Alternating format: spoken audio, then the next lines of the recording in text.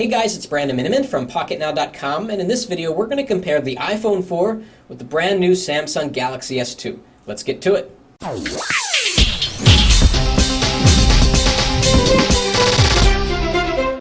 Okay, so lots to talk about here. Let's start off with pricing. The iPhone 4 is available in two configurations.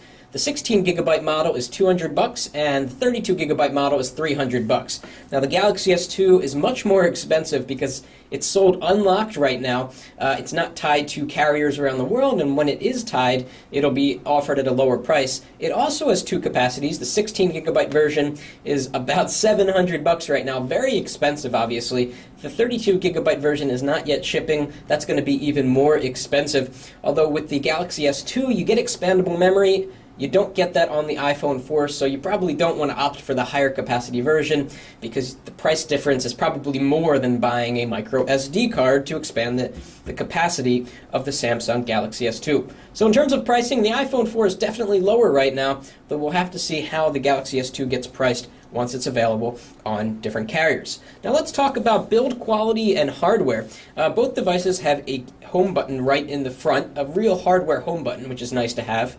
In terms of screen size, we've got a 3.5-inch Retina display, which means it's 960 by 640. The PPI of that is 326, and we'll come back to PPI in a sec. The Samsung Galaxy S2 has a 4.3-inch screen, much larger. The resolution is lower though, WVGA 800 down by 480 across. The PPI here is 217. What PPI means is that if you take a square inch on both screens and you count all the pixels inside, the PPI will tell you how many pixels you will count.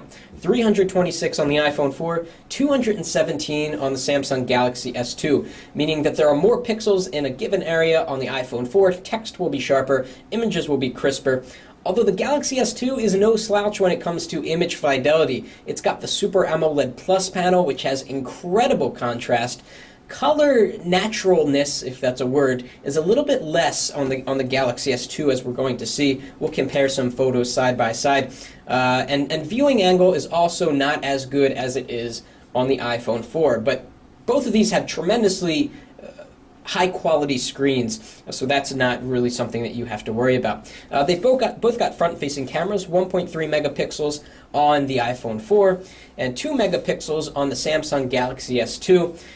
So you have the video chat option on both with high-quality imaging. In terms of build quality and materials used, the iPhone 4 is glass and metal. That's really it. Glass on the front, glass on the back, metal on the sides. The Galaxy S2 has a lot of plastic, but in hand it feels very high quality. We've got glass on the front, plastic on the back, but again, that really doesn't impact build quality. It's very rigid, it feels good in the hand, you can't twist it even though there's a lot of plastic used. And it's a lot lighter than the iPhone 4 too, which is nice, but it's also, as you can see here, bigger. So it's going to be bigger in the pocket if that's a consideration for you. Turning over to the back, we've got cameras here. So we've got a 5 megapixel camera with a flash on the iPhone 4 and an 8 megapixel camera on the back of the Galaxy S2 with a flash as well. 720p video capture here, 1080p video capture on the Galaxy S2. Both of these devices take awesome photos and video. The iPhone 4 used to have the best imaging when it came to a smartphone. The Galaxy S really rivals that. You can see the sample images we posted in the PocketNow.com review. We'll put up a link in the description if you want to jump back to that. And obviously, no removable backing here on the iPhone 4, but you can remove the back on the Galaxy S2. You can access the battery, you can put in your SIM card, you can add a micro SD card if that's what you want to do. We've got a single speaker here, we've got a single speaker here. Both of these have about the same volume when it comes to speakerphone and external sounds. They both have a 3.5 millimeter headphone jack, as you can see there. And we'll turn back onto the front. Now in terms of other specs, we've got the A4 chip inside of the iPhone 4, which clocks in at about 1 gigahertz with 512 megabytes of RAM. Samsung's latest and greatest has much higher specs than that. It's got a 1.2 gigahertz dual-core Exynos processor, probably similar to what we're going to see in the iPhone 5, maybe clocking in a little bit lower. We've got a full gigabyte of RAM here on the Samsung Galaxy S2, and it really shows in terms of browsing performance and day-to-day usability. And we're going to compare definitely some speed aspects of both of these devices to see which one is faster. So both of these devices have incredibly Now both of these devices obviously have different interfaces. They both need you to slide to unlock, and we're talking about the difference between Android and iOS, and the differences are huge, and you know a lot of them. In Android, of course, you can have multiple panels. We've got only one setup with configurable, resizable widgets. And so here's an example of just one panel I have. I can take this widget, I can resize it. So you're getting a lot more versatility on the Galaxy S2 or in Android in general. The iPhone 4, of course, is just icon after icon. There's no app tray. Although, interestingly, the app tray on the Galaxy S2 is kind of modeled off of the iPhone's home screens here. So if you move an icon, you can't arrange it anywhere. If we actually go back, we'll go back here and we'll hit the edit button.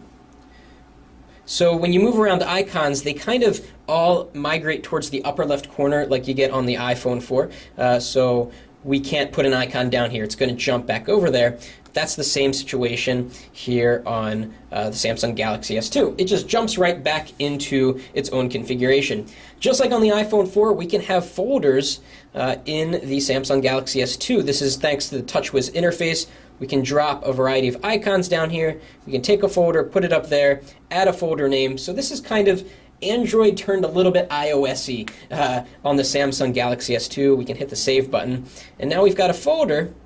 And then if we go over to the folder here, we get a sort of pop down. We've got a pop up here on the Samsung Galaxy S2 looking at the folders inside of the program list.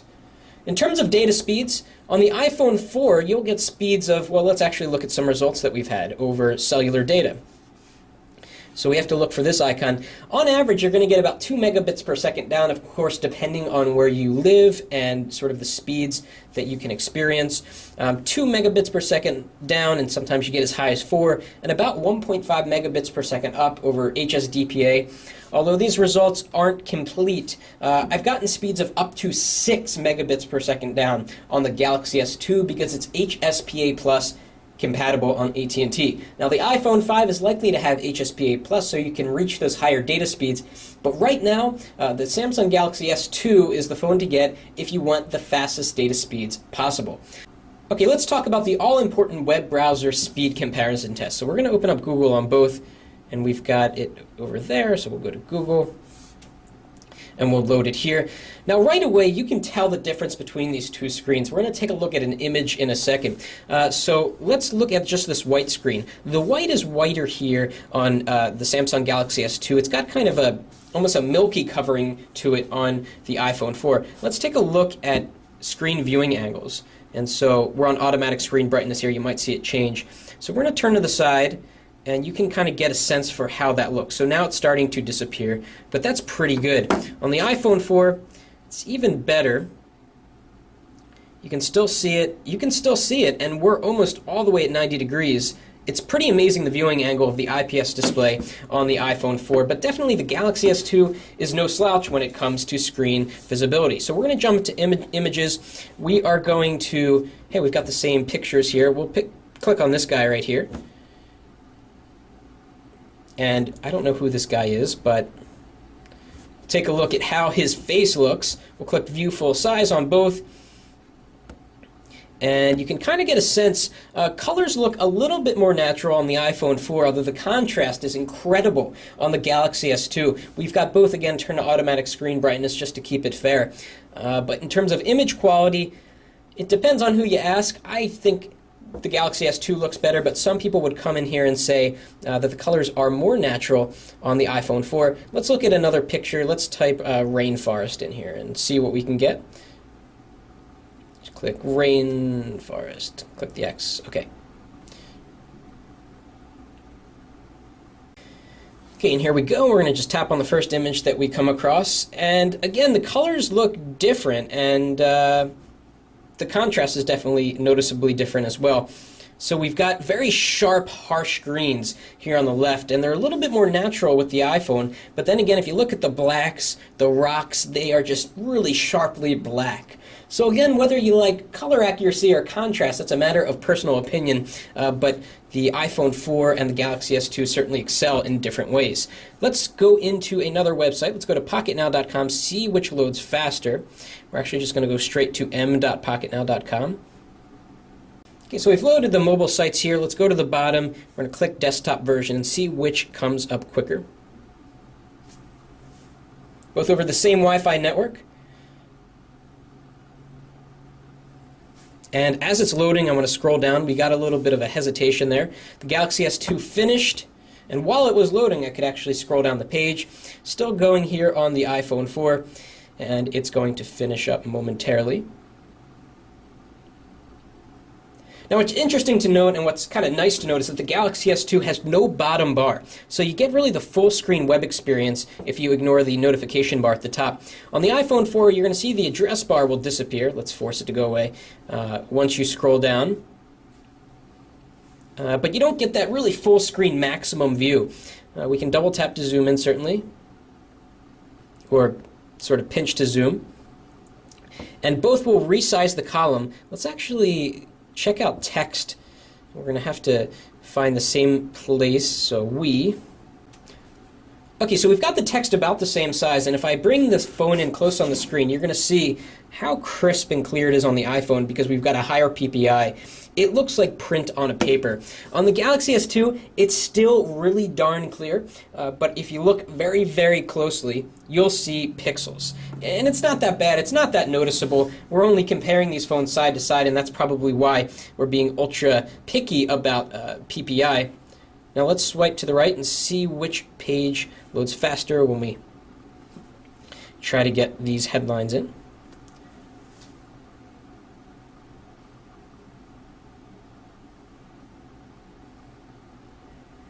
All right, the Galaxy S2 is finished and the iPhone 4 is still loading. Let's talk about tab management. On the iPhone 4, you press this button in the bottom right corner. Tab management is something that phones haven't really gotten right yet. They haven't been able to recreate the desktop experience. Thankfully, third-party browsers exist like Dolphin HD that put the tabs on the top. Here on the Galaxy S2, it's kind of a difficult gesture to get, but you pinch like this, and you're brought out into the tab view. You can click New Page or New Window, and boom, you have a new window to work with. Then you can zoom out. Again, that takes a little bit of practice. You can swipe side by side. They look almost the same, right? They've got the dots on the bottom. They've got the previews going side by side, and it will show you a little preview of what is inside the window. So pretty good tab management for both. So let's jump into another more complex website. We'll go to engadget.com. It's got the really long page. Okay, go. They're both going to load the mobile version. The Galaxy S2 was first with that. We can scroll down, take a look at the various elements, and go all the way down to the bottom. The Galaxy S2 is faster scrolling than the iPhone, but that may or may not be good for you. You might want to take your time with scrolling a little bit. And this is the mobile site, so you can't actually pinch to zoom. Let's try to get these at the same time. Perfect. And they're loading the mobile versions. I'm going to move around on the page while they load. Big difference here. The Galaxy S2 already finished. End of the day, the Galaxy S2 really has fantastic web browsing performance that beats even the king, the iPhone 4, in terms of web browsing speed. The iPhone 5 will probably come in and destroy everyone once again, but right now, the Galaxy S2 trumps the iPhone 4 in terms of rendering speed and smoothness of scrolling. And even things like scrolling down the page when pages are loading and not getting checkerboards. So very impressive. Samsung Galaxy S2 definitely wins when it comes to web browsing speed and capability. So your choice between the Galaxy S2 and the iPhone 4 is really going to come down to personal preference. If you are in the market for the first time for a smartphone and you want to figure out which operating system you want to spend time with, because let's face it, once you've used Android for a while or iOS or Windows Phone 7, you've bought the apps, you've spent the time to customize. It's really a big time commitment.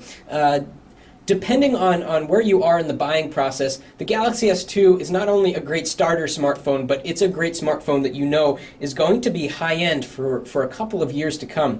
Yeah, it doesn't have the higher screen resolution, the build quality isn't as high as the iPhone 4, but it is fast, it is thin, it's just a little bit too expensive right now. So if you can wait a little bit, wait until the Galaxy S2 is available on other carriers.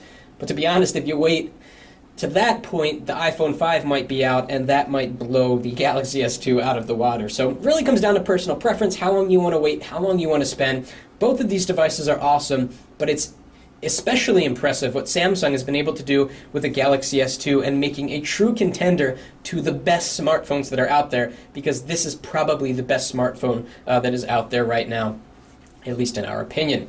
If you like this video, please give us a thumbs up. And again, if you want to see the full review, we've already posted it on Pocket Now. It's got a lot of information about the Galaxy S2. Be sure to check that out if you're interested. Thanks for watching, and that's it for now.